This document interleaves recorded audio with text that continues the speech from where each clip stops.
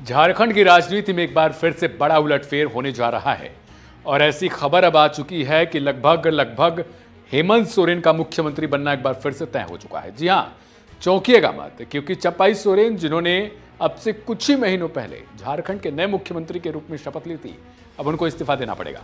जी हां, विधायक दल की जो बैठक है वो जेएमएम की तरफ से की गई, जिसमें लगातार इन फैसलों पर लोगों से अटकलें लगाई गई कि भाई क्या लगता है आपको कि दोबारा से हेमंत सोरेन को मुख्यमंत्री की गद्दी संभालनी चाहिए या फिर नहीं।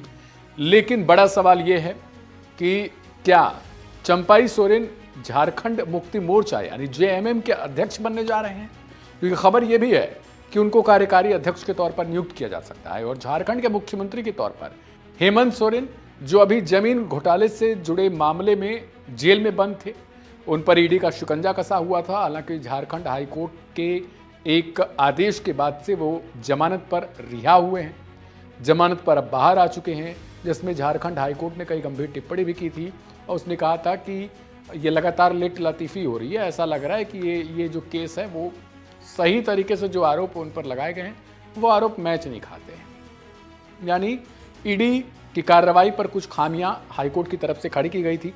लेकिन बड़ा सवाल यह है कि झारखंड की राजनीति में जो उलटफेर होने जा रहा है उससे जेएमएम यानी सत्तारूढ़ पार्टी जो अलायंस के साथ है, कांग्रेस आरजेडी के साथ अलायंस बनाकर रखी हुई है, उसमें कितनी बड़ी सामंजस्य बैठ रही है। क्योंकि एक तरीके से देखा जाए तो झारखंड के जो सीएम रहे हेमंत सोरेन वो लगातार अपनों को बचाकर चल रहे थे।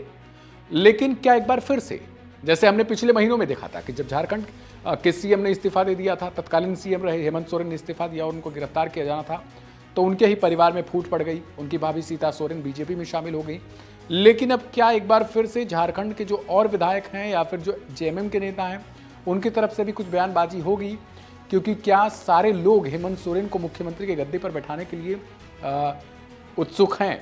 क्योंकि अब से कुछ ही देर पहले एक चैनल से बातचीत के दौरान झारखंड कैबिनेट के मंत्री ने ये कहा था कि ये तय है कि मुख्यमंत्री अब एक बार फिर से हेमंत सोरेन ही बनेंगे और ये तय कर लिया गया है। लेकिन एक जो प्रक्रिया होती है कि बाकायदा उसको दिखाया जाए कि देखिए विधायक दल की बैठक में उनको नेता चुना गया है।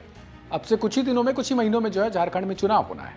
लिहाजा क्या ये कहीं ऐसा ना हो जाए कि ये जेएमएम के लिए ही बैकफायर कर जाए ये चीज़ें, क्योंकि सारे लोग देख रहे हैं कि किस तरीके से गिरफ्तारी के पहले आप इस्तीफा देते हैं, उसके बाद फिर से दोबारा आप आके मुख्यमंत्री की गद्दी पर संभाल लेते हैं और जिनको आप कुछ महीनों पहले कहा था आपने कि बहुत बढ़िया सीएम बनेंगे और उन्हीं को गद्दी से हटाते हैं।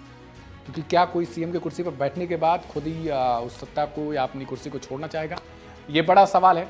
लेकिन झारखंड में जरूर राजनीतिक उलटफेर आज देखने को मिल सकता है। फिलहाल खबर की पुष्टि नहीं हो पाई है कि क्या ऐसा हो रहा है या फिर नहीं, लेकिन जब तक आप ये खबर देख रहे हैं उस वक्त आपको जरूर कुछ ना कुछ समझ में आ चुका होगा। इसलिए आप कमेंट बॉक्स में जरूर ये बताइएगा कि आखिर इस फैसले को लेकर जो जेएमएम की तरफ से लिया गया है उस पर आपकी क्या राय है और क्या इससे आने वाले समय में पार्टी को फ़ायदा होगा या फिर बीजेपी कुछ और ज़्यादा गेन कर सकती है। मैं था आपके साथ दिव्यांशु, मेरे साथ कैमरे के पीछे थे हर्ष। मुझे दीजिए इजाज़त, नमस्कार।